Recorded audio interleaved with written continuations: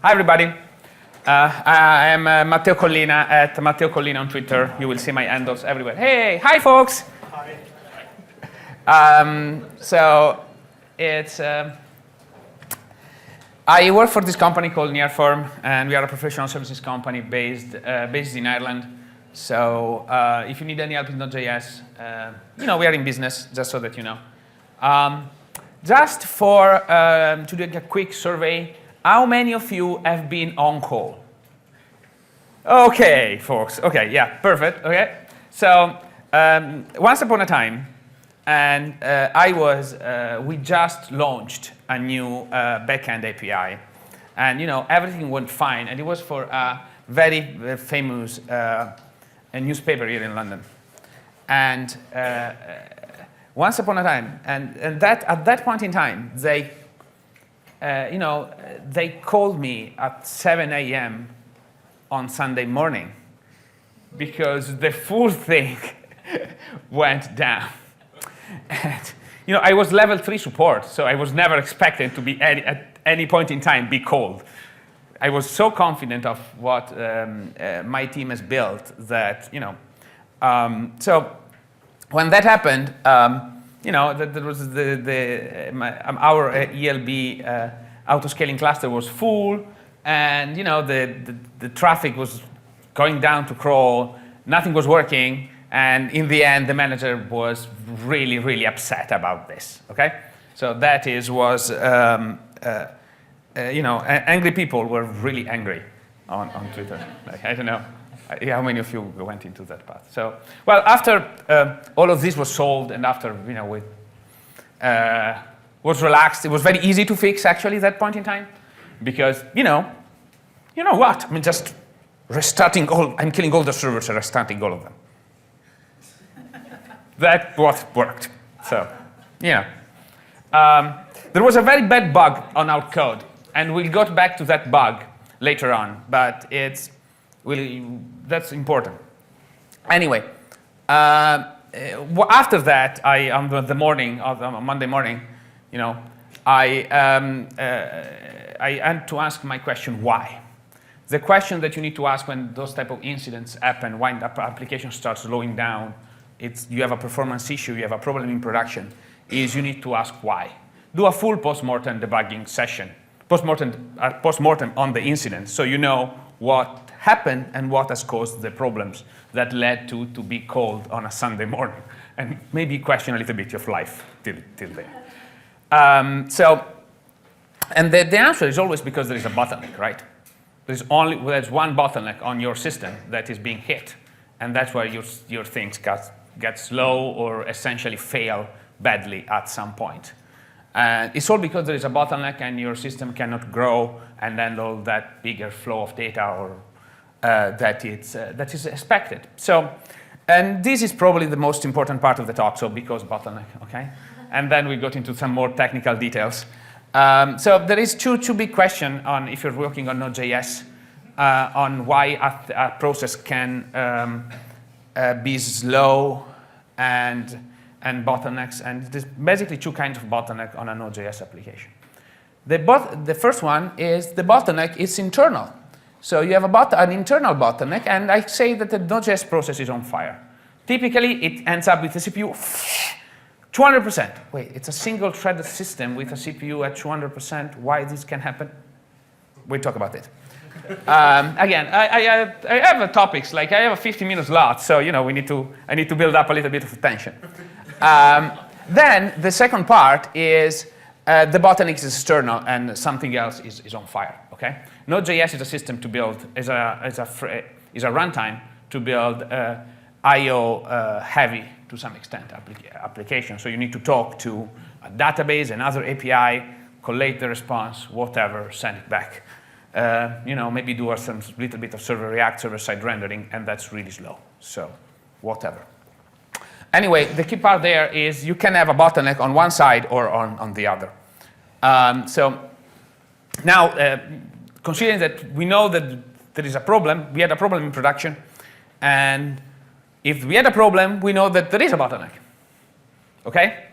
So where is the bottleneck? And you have seen a very nice keynote today talking on how to know more or less in which API with tracing data and so on, where to find your bottleneck, right? So this is the path that you need to follow to find bottlenecks on live production system. So you start with a nice performance issue, and there's a turtle there for a reason, okay? And then you got to have, on your production system, you try to reach out and you get some diagnostics data. You can use tracing, you can use what an APM, you can use whatever product you want, okay? I don't want to say one product versus another, just use one, okay? There's a lot of companies that provide these services, a lot of open source projects that provide these services. So I don't want to call any favorites. I do have, but I'm not want to during the talk. So the hardest part in all of this, and why you need to have those type of system in place, is because you need to come to a point to be able to reproduce your problem. If you can't reproduce your problem, you are never going to be able to fix it. And that's the first part. And there is the sad phase, because that's the hardest part ever, more or less. Because you need to know exactly what your product is doing and investigate why things are happening to some extent. And you have an understanding at least at 10,000 feet of, oh, I can reproduce this now. I can make my server crash. Hey, I'm happy now. So how do you do that? Well, how do you reproduce a performance issue? Well, typically what you need to do, you need to hit your servers, and in terms of web application, comes about in simulating load. Now, I am a Node.js developer, so I ended up using a lot of AB, WRK, JMeter. I don't know how many of you have used AB for doing some HTTP load testing? How many of you have used WRK? Probably only me, I don't know. James, I know James did it because whatever.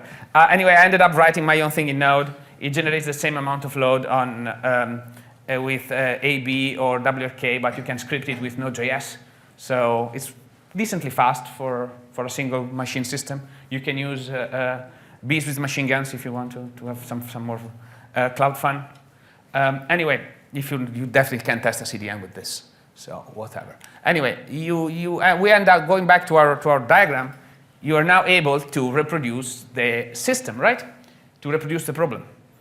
And then, whoa, this is a very nice moment because I can debug this now. You can start debugging this. And you can still use your tracing system, your APMs, use your stuff to gather some more insights. But the most important bit is this step 5, reproduce on the developer machine, not the live environment. Now, I don't like coding on servers. Now we are deploying code inside functions, inside containers, inside Kubernetes clusters, inside VMs, 5 steps down. And if once upon a time you were able to SSH on a server, open a file with VI and patch it on place, now that's not really a good way to do things. So if you want to do some testing and development, you need to reproduce the problem on a workstation or something. So after that, especially on Node applications, then there is a big question. It's kind of a big of a problem, right? What do you do? How do you fix it? Because that's the question. So you know how to reproduce the problem. You don't know exactly what the problem is. And you know that on such certain condition, your server goes down, and because of that problem. And so what you can do, you can tap into some more diagnostics, which is now is fine-grained. Like the tracing system provides you a 10,000 feet view of what is happening on your distributed system. However, can I know what Node.js does? How my Node.js system is running my code? And yes, you can. You can tap into some more fine-grained diagnostics data. And once upon a time, this diagnostic data was more or less like a wall of text. And was kind of the metrics, and you can decode it. After some time, you were seeing a lot of problems and patterns, and it was not really super straightforward to read and interpret what was happening. In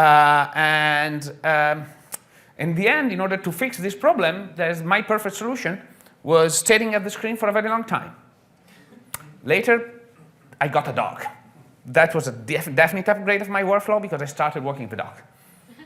Probably has the same effect of me looking at the screen. Okay, a lot of time to think. And after all of this, you got a performant application out of yours, right?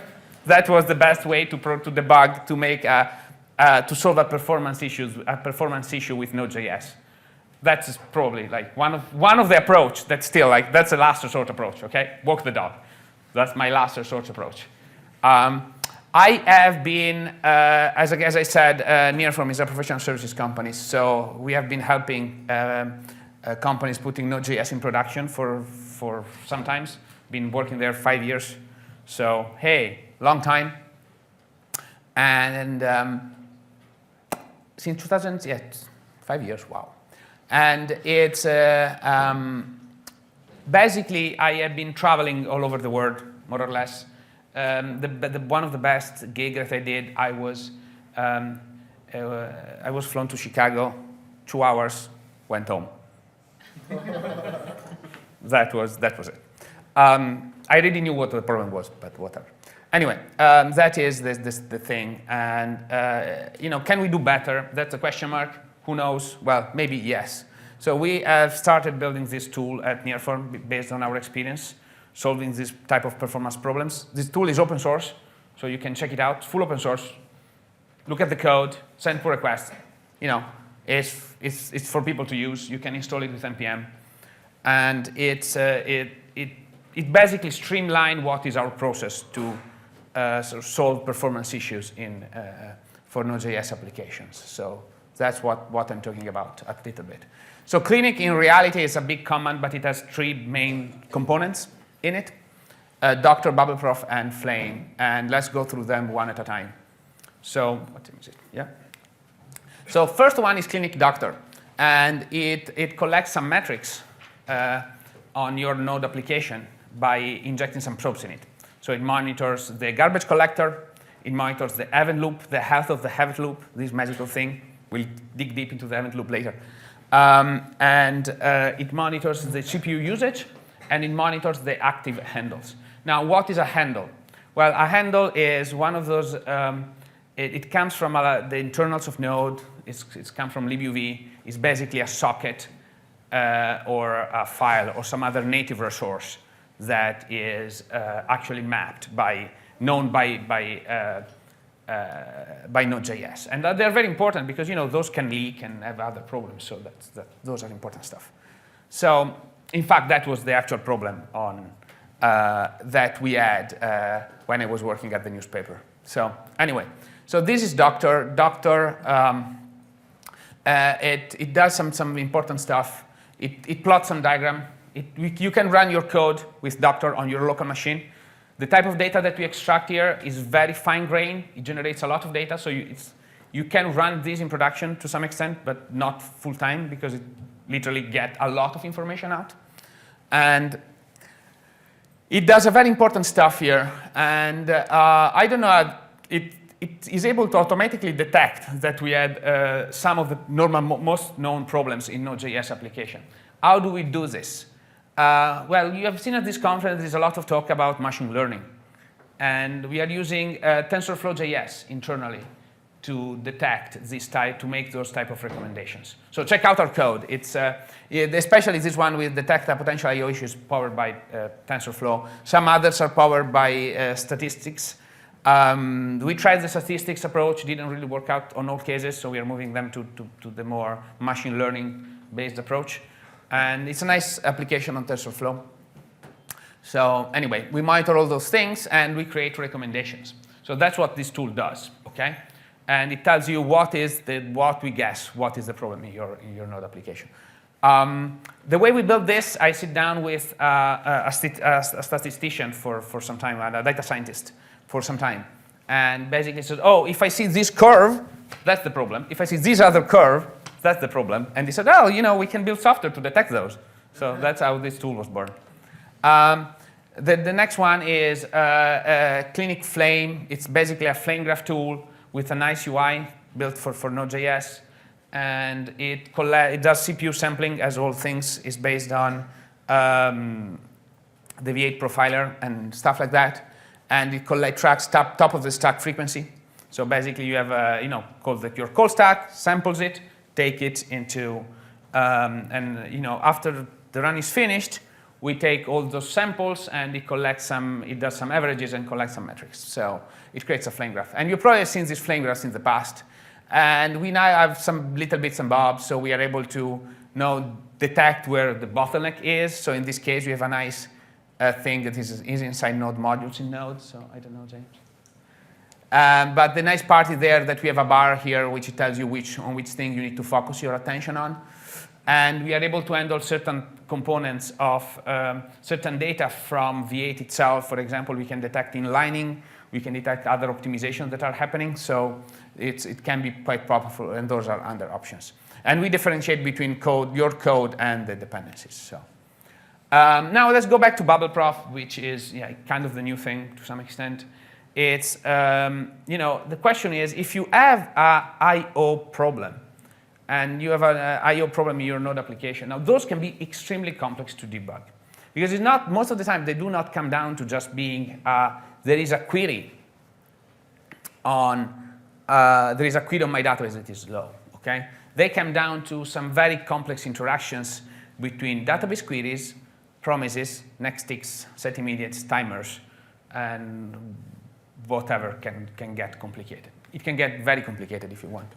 So it creates a bubble graph, which is this type of diagram, which is a visualization of asynchronous activity in your Node.js system. So we'll go through this later with a lot of examples, so just so that you know. So now the question is, going back to our original starting point, is where is the bottleneck? We can ask doctor, where is the bottleneck? And it will give you two answers. We'll choose two recommendations. In one case, if we say that the problem is in Node, we tell you, hey, use Clinic Flame. If we tell if it's an I/O problem, it's slowing down because of I/O issues, then we tell use BubbleProf. So now it's the moment of a live demo. So the demo gods may be with me, hopefully.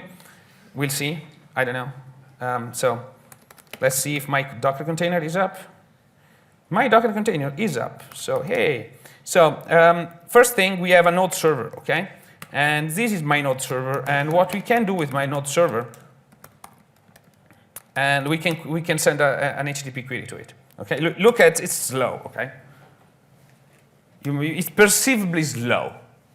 So what does this thing does? Okay, so well let's look it up, and it's basically an HTTP endpoint that does a couple of queries and returns them, and compute magics and returns them. Okay, so let's do a benchmark. So I'm using my autocannon library. So I'm doing with 2 connections per second because I think this is pretty slow for 5 seconds. And then I'm doing some little magical tricks because this is a Node.js application. So basically, I can run my test straight again, my Node process. So we're starting up the process, detecting which port is listening to, and automatically run my load test. It's all Node, so we can do this type of things. So you can see here that latency is horrible. It's 50% it's 1.3 seconds at the 50% percentile. If you go to 99%, well, it didn't go so bad. But we also sample the number of requests per second, and again, those numbers are not really encouraging. Let's see if I ramp this up to maybe 100 connections, and this will be a very nice number, very round. Okay, so that's a very nice number. Okay, and note that the minimum goes so high because for some very bad approximation bug that I have in AutoCAN. So. How do you debug this? Well, you use Node Clinic. So you do Node Clinic, Clinic Doctor, which is our tool, and then we can still use autocannon inside Clinic. So we can do with 2 connection, 5 seconds on /, and then we do Node1.js. So we just keep hitting our tool with this. And it spins up our process, inject the probes that we need, and it's actually run. So, and then it analyzes the data. It's running TensorFlow now. So that's, And it's also rendering an HTML page. So you see, it does a bunch of stuff. It also uses Browserify if you are into this. So I'm actually zooming a little bit in. So basically, it says it detects a potential I/O issue. Now we have a bunch of things here, a bunch of recommendations. So there is diagnose, use Clinic bubble-proof, but also there is a read more section with a bunch of links to look into if you want to investigate more this topic. So it tells us to use bubble-proof. So in order to use that, we just hit this bubble. Hey! So here we go. And it's, again, with some load. Note that it had an impact in our latencies. It went up because bubble-proof generates a lot of data. If you are running it in a normal production system, you are definitely going to have generate up to maybe half a gig of data for a minute run or something. So it generates a lot of information. And let me explain why. Because it basically, for every asynchronous activity in your system, it collects the full stack trace for that asynchronous activity. So and then you can enable this doing certain things. Let me zoom in again. So for example, you can see it on this right. This is the block of asynchronous operations. So you can see that it does some asynchronous activity here. And it's color-coded, so there is networks, data, crypto, scheduling. What is scheduling? Scheduling is basically overhead, promises, and next ticks, and set immediates and timers. And then other is because we are using a library, Mongo.js, that has been instrumented with async hooks, which is the underlying technologies that provides this in Node. So that's what it is. And if you have some issues with seeing this, we can switch to another color code. I don't know if you can see this better or not. I'm probably not. Anyway, we have two important parts here. One is you can see this is forking. And the reason why this is, so let's start from the top. We start from the top. This is a root node, OK? And you see that this little thing here, lingering. We'll dig this later, a little bit later at the top. We go down here, and this is basically when we receive a TCP call from the server, from the network. So basically it says that we have 8 frames from previous async operation, create server handle. This is from Node Core. And and this is some empty frames. This is all of things happen natively. And then you have more things happening in Node Core internal. So this is Node Core doing its stuff. You can see that we are handling a connection listener. So we are probably setting up the HTTP parser here. And then it goes to, it enters the code of my application, and it goes into this Mongo.js library. And you can see that this starts from this line 11 of my application, and it goes into Mongo.js and creates a cursor. We are reading data from Mongo, so it creates a cursor. Yeah, makes sense? Note that if we overlay on this thing, you can see that a nice pattern emerges. You can see that there is blocks of stuff happening here, happening. And this is because we're only doing 2 connections. So basically, we are issuing 2 connections at some point in time together. And then those 2 finishes, and then those 2 move to the second block. So, and then it replies, OK? So basically, you can see this type of even this type of patterns happening in the system. So, and if you look at this one, it says that the problem is on line 13. So, hey, OK. So we have 2 problems on my system on line 11 and on line 13. So here you go, line 11, line 13. OK, the 2 queries on Mongo. So what you do, I open my Mongo console. Oh, not my Mongo, my Mongo console. So I go to my library. This thing is just querying some npm data. So what we do, we have the query here. Yeah. We have the query here that we are doing, and we just ask Mongo to explain it. And we can see that Mongo.js is actually doing a full sorting of that collection. So probably it's missing an index. So if we look at it more closely, we can see that there is another collection called modules indexed in here that maybe as an index. I don't know. Maybe let's see what the query planner would. Wrong call. Yeah, what the query planner will think, and in fact, it's doing an index scan. So, and if we run this, you can see that this is like fast. And if you run the previous one, you can see that it's actually not fast. Okay. So what we can do now is we can use this collection so instead of the previous one. So we move to this one, which uses module indexed instead. So now let's check what they were thinking, if this solved our problem. So let's see with toConnection if our system has improved, right? Take some time, 5 seconds. So now we can do like 68 requests per second, okay? A little bit better. Probably not what we'd expect. Maybe there's something else. Maybe it's just because we are doing two connection per second, right? That's what we are doing. That's our problem. We are doing 2 connections per second, so that's the problem. So let's ramp it up. Let's see if we can throw more resources at it, that it will work. Well, it went up a little bit, but also the latency spiked. So there is some other problem that is, we have some other issue on this piece of code. So we can, again, go back and use Doctor to tell us what changed. So, and we can run it in the exact same way we were running it before. Injects the probes, run the load tests, and then generates our HTML report. And yay, here we go. So now it detects something else. And it detects that there is an event loop issue. And this is because we're actually doing more requests than before. Now you can see that now the event loop is blocking for a significant amount of time.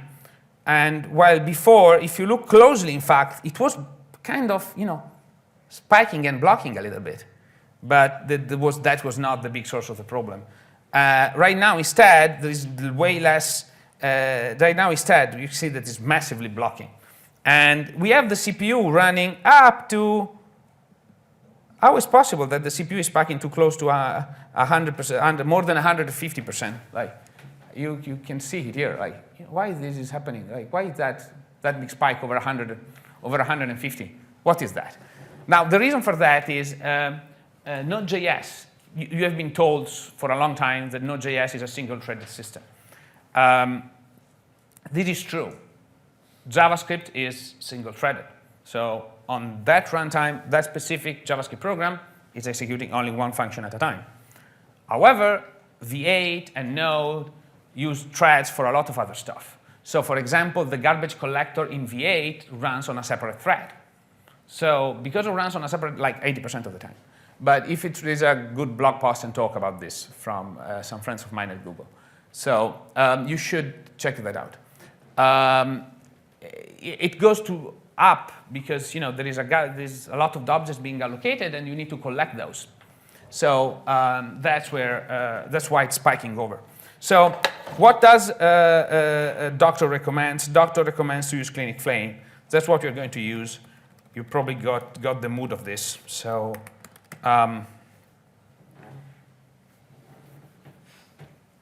now, and we are generating the stuff, and as again, take some time to do the analysis. Let me turn on. This is a feature, nice feature here that my team has put in called presentation mode. Hopefully you will actually see this a little bit better. So you can see a couple of things, nice things here. You can see that there is a compute magic function that is taking most of the time. Like literally most of the time is spent in compute magic. Why compute magic? It takes so much time. Like, I don't know. Who put that in there? Okay, I don't know. Now you can see a bunch of stuff happening, and that's dominating this thing. But you can also check in, for example, V8. So you can enable internal V8 details. So you can actually dig deep on what V8 is doing. And you can do debug from V8 runtime, native, the regular expression and stuff. But there is also this button called merge. Normally, by default, we merge optimized and non-optimized paths together because that makes sense for people to visualize because you don't want to know when a function gets optimized. But in some cases, you might want to disable that. And you can see that there is a completely different shape. The diagram gets a completely different shape. Before and after being optimized. Note that V8 is going to give you a hint of one of the problems, which is JSON stringify serialized string. Okay, what could be the problem? How are we computing magic? So going back to our function, it's on line 25 of my file. So I'm opening up my editor and going to line 25. So line 25, compute magic. Oh, create hash, JSON stringify, JSON stringify. For 1,000 times. Okay, who did this? Like, who is the engineers that put this in? Okay, so it was me, so I'm sorry. And now we have a much better alternative that doesn't have this problem. So because of this, let me see if I solve the problem, and by checking again with my load tester so I can verify if my problem has been fixed. Here we go. Oh, now it's probably better, right? You know, does it look better? Yeah, likely. And you can even check with Doctor if it's still, you know, if the data matches what you would expect and so on. There is, of course, a lot of rooms for optimization still, but, you know, I just wanted to show this to you. You can make the two queries in parallel, for example, and so on. Now you can see that it's way more healthier type of diagram, especially the event loop is not blocking. The CPU is going up and down nicely. And the memory used has been, like, it's doing this sawtooth example, which is very normal for Node.js systems. So that's it. So let's go back to our slides, okay? So here we go.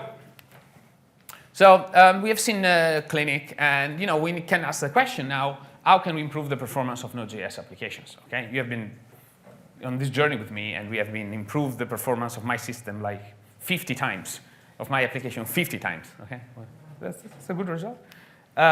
So the key question, the key way to optimize, key thing to understand before optimizing a Node.js system is the event loop. How does the Node.js event loop works? And this is the Node.js event loop. Have you ever seen this diagram? How many of you have seen this diagram before? Okay, did you understand what that works, how that worked? Somebody's nodding. I don't know. Okay, it's when we wrote this piece of documentation, it took us 6 months to write the piece of documentation down. So it's probably one of the little known. It's one secret piece of docs that's super important. And you know, the event loop goes down through phases, and you know, you get incoming connections, and you react to it. So. Anyway, the most important part is the URL that explains all of this, so I'm just putting this down there. This is a more high-level diagram of what that looked like, okay? And we have the our Node.js system that schedules some activity either on the kernel async IO barrier or with kpoll, epoll, whatever you want to use, and then with the or on the thread pool. And when those things finishes, they go back into an event queue. And from that event queue, then Node.js will execute that. And what does an event look like? Well, this is an event in Node, okay? So basically, when from JavaScript, you add a function. You create a function that typically has a closure and maybe some state with an object or something, and for an I/O event. So you basically said, oh, when that happens, call this function. Then the I/O event happens. And then that specific function is called. That's it. So it's nothing more complicated than this. That's what we receive data, we send data, whatever. Okay? That's what it happens at the core level of the system. So, but there is a question. Now you should ask a question. Like, we have talked about I/O events, but what about promises? What about next ticks? What about set immediates and timers and all those stuff? Yes. So, before that, again, I said this before, there's no parallelism of function execution. So we execute a function only one at a time. So that is the key part of a Node.js system. There's no parallelism of function. A lot of people seem to forget this in practice with working with Node. So only one function runs at any given time. Now, in Node 12, we probably, in Node 11, this current release of Node, we have worker threads. So you might want to check those out. Then you can run multiple functions in parallel. But on the matter of a single event loop, you have only one function that is running at any given time. So, and then we go to the problem of fake asynchronous activity. Because this is fake asynchronous activity, right? What do you do if you need to you need to do an API, and that API can be called synchronously or asynchronously. And with the, in order to create some, to respect the contract, you need to use something that creates some asynchronicity in your system. Now you have nextticks, and nextticks is a thing that Node invented. Yeah, we're good. We invented something, and it's not browser. It's just pure to Node. Not really a great piece of technology overall. We keep changing the implementation because it's typically a big bottleneck of Node.js. So we do continuous performance optimization every 3 months on that library. With the new V8 version comes in, we tend to use the latest and the greatest for that. And then nextticks are always executed. So when you receive an I/O event from the underlying operating system, nexttick are always executed as when the function that function finishes. So when that function finishes, you execute all of the nexttick queue. And as part of that, we also execute promises, but nextticks come first. So we typically execute nextticks, and then we execute promises. Note that we execute promises that are executed synchronously, but they're resolved asynchronously. So it's not when you do new promise, that function is called immediately, but when you hit resolve, that resolve will be actually, the promise will actually be resolved in the future. Just to complicate things, we also have setImmediate. That is another thing that does not exist in the browser. At some point in time, it did, but that's a different chapter of life. And it exercises the same flow of the I/O events. So it exercises the full pipeline. Like setImmediate pass through all of this, okay? While promises and nexttick stays within this. So there is a complete difference when we're running a lot of promises or nextticks in my application, because we are never receiving I/O events. So we say that we're using promises or nexttick, you can actually starve the event loop. So you can keep staying here, scheduling fake asynchronous activity, never exiting, and never asking the async I/O barrier if there's something that we can do. So going back to the original question on how we optimize Node.js application, is the hardest part, like working with a lot of companies and clients all over the years, it's knowing when a piece of code is executed versus when another piece of code is executed. What is the order? Like, can those two things always come in the same order? Are they swapped? Are they interleaved? How are my flows interact with each other? How does this reflect to my garbage collector? Because we have a garbage collector system, right? How does this impact our garbage collector, which I didn't touch? This talk does not talk about garbage collection. It's another 50 minutes talk. So, the Clinic.js can help you understand how your Node application works. That's the key tagline of this. But it's very important to know and reason about these things when we see a production issue. So let's show a quick example, okay? Now, you probably have seen Ryan Dahl's demo of Node.js for a long time. And you have probably seen, how many of you are using promises? How many of you know how promises work? There is a high chance that you're using them wrong, just saying. Okay, that's come from my experience. Anyway, a very simple mistake when you're doing with promises is when you switch from a non-promise context to a promise, and you start a promise chain.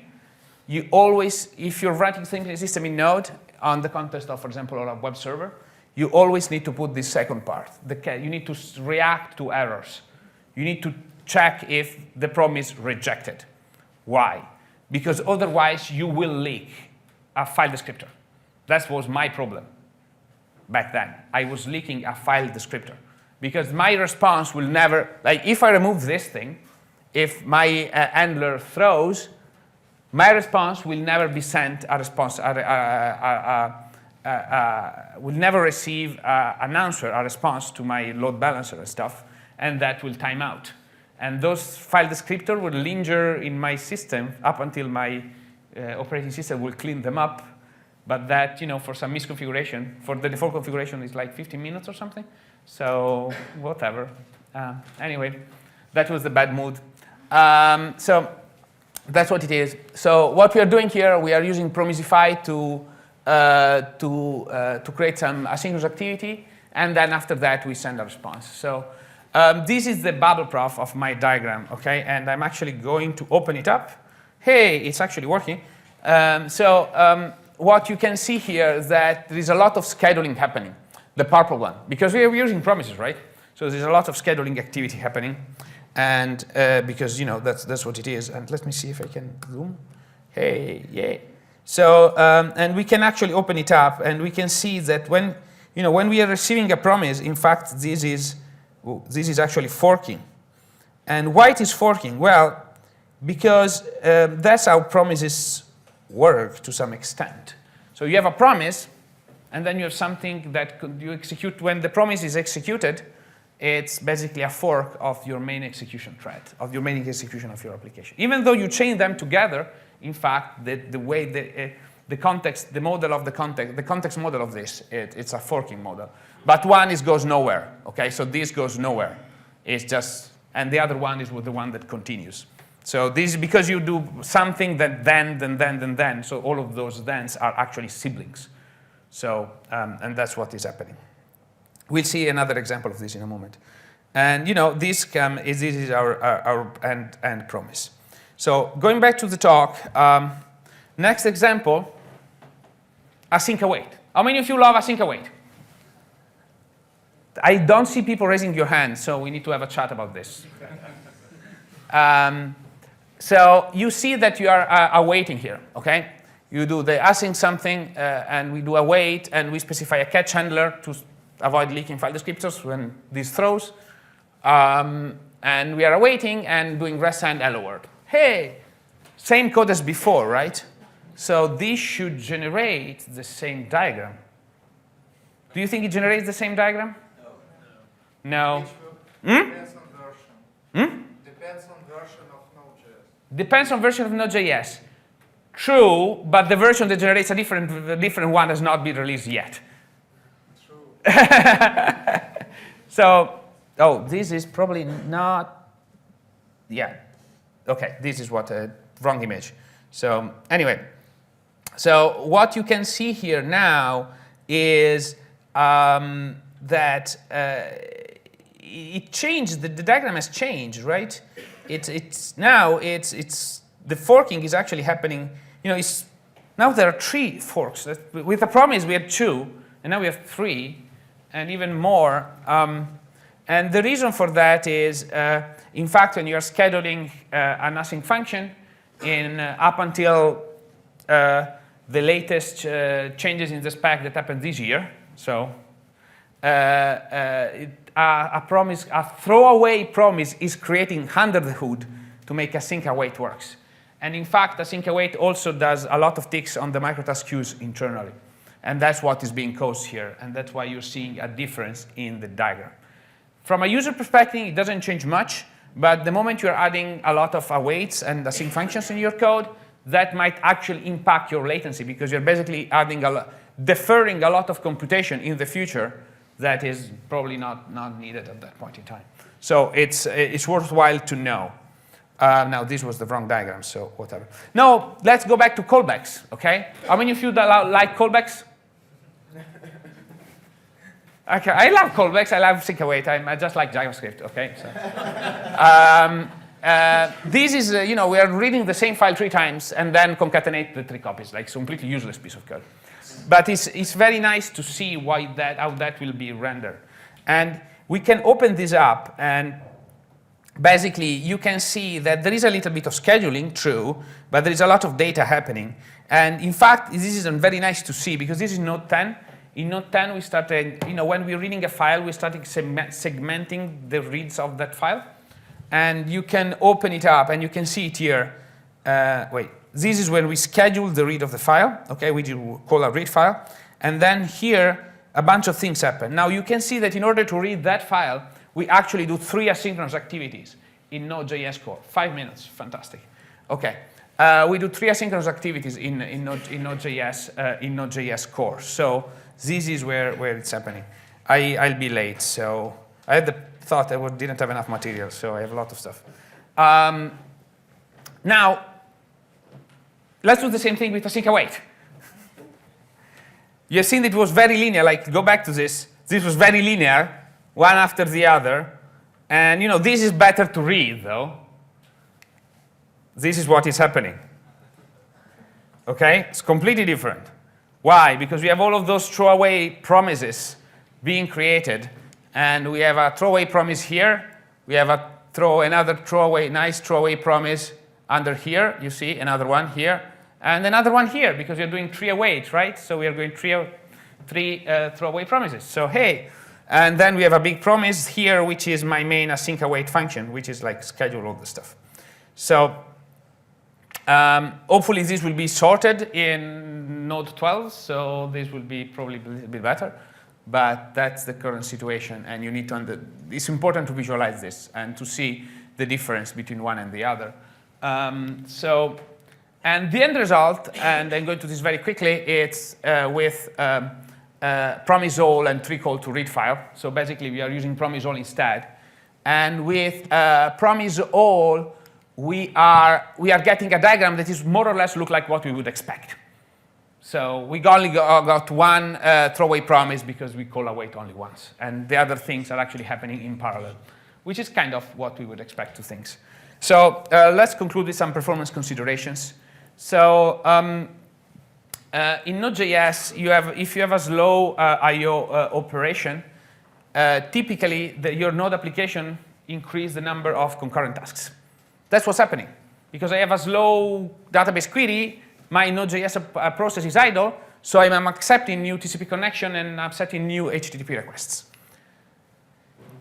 Now, because of that, the memory consumption of my system is going up. Why? Well, we are allocating data structures to handle those requests, right? And then we are issuing them to my database. So my memory consumption is going up. What happens when the memory consumption goes up? It increases the amount of work that your garbage collection needs to do. And 2 minutes, yeah, but I'm not going to be late, so it's fine. Under a high load, the garbage collection will steal precious CPU cycles from your JavaScript critical path. So that's the problem, the end-line problem. So in fact, you can see in a lot of cases, you can see that the garbage collection is doing a lot of extra work, and you see this your CPU on your systems running at 100% or 200% or whatever, because of there is actually too much concurrency on your system and it's allocating too much data. Your node process is allocating too much data, which is actually very important to know. So, and unfortunately, latency and throughput are connected in Node.js. So there is you wouldn't expect this, but these two things are actually very, under high stressful conditions, those two things are connected. So under severe high load, those two things are very important. So it's very important to know that they are connected. So some more conclusions. If you're doing any performance work, send quantified performance goal. Making things faster does not make any sense at all. So don't do this, OK? Don't try, oh, I want to optimize a piece of code. No, check, is this code fast enough? Only if you're working on Node Core. There's a bunch of people that are just trying to squeeze like some few percentage points out of a benchmark. But that's, that's the only thing you're getting out of it is squeeze percentage points out of a benchmark. So I'm doing that all the time. So, just I'm talking about myself. You might want to choose, if you're using Node, you might want to choose 5 libraries. So one is Pino, it's a high-speed login library. I do have stickers, so come by and get stickers. And the other one is Fastify, still stickers. It's a high-speed web framework, so a little bit of marketing with stickers. And beware of the rabbit hole, because performance work takes forever. So it's an unbounded tasks. If you don't put an escape patch, you can keep optimizing your things forever. So, you might have other activities. Yeah, I know that I need to stop. So I've been nagged by this. It's fine. Remember that you don't need to go ludicrous speed. Okay? If you have seen the stuff, and if you need help, we are in business near firms, so come talk to me and come talk to us. And yeah, question time.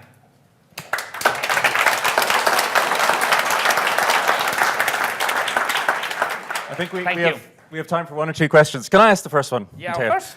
Do I really have to balance business goals with speed? Yes, you do. Unfortunately, very unfortunately, you do. You got to do that. The point is, it's an unbounded activity. So the most precious thing on a software development team is developer time.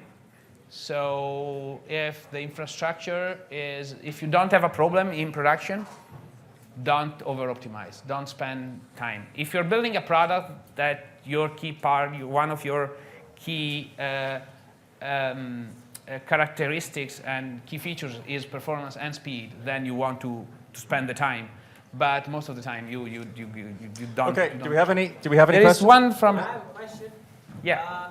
What kind of magic are you using under the hood to instrument your apps, like async hooks? Async hooks. So with BubbleProf is all based on async hooks, which is a C library. It's a part of Node Core, all based on C stuff, and to be able to track the asynchronous context from one call to the other. So I get my follow-up question to that is how hard would it be to make my own simple version of that myself? Is it on a scale of 1 to 100? Depends. On which environment. Because the point is, you need, if you're talking about the browser or you're talking about Node.js or implementing it yourself on top of Node. To use async hooks and Node, is there something could I build a simple version of this on my own code, or should I really just use So you should really use, because async hooks is implemented in C and C++. So you need to go down at the runtime level and provide that functionality where the asynchronous call is being implemented. Okay, so it's a pain to build. It took us 2 years to ship, and then it's still experimental, so consider. So that is the key end part of that thing. So. Okay, one more if we have time. People are leaving, so whatever. But yeah, You're off. There's one more. there is stickers though, so if you want stickers, You're off the hook, Matteo. there is a question. One more. So. Okay. So does Clinic work on post-mortem data? Is the sense in which you demoed that live was always working within your order canon type thing? So does it work post-mortem? So yes and no. So that's the question. The answer is we need to instrument the node process. So if we don't have the data, we can't do anything about it, okay? In order to have the data, there is some flags that you can pass to Clinic, so you can actually gather that data, store them on disk, and then do the analysis and the rendering on another machine. So that is feasible. Of course, it doesn't work on a post-mortem debugging scenario to some extent. So. Okay, thank you very much, Matteo. Thank you. Thank you.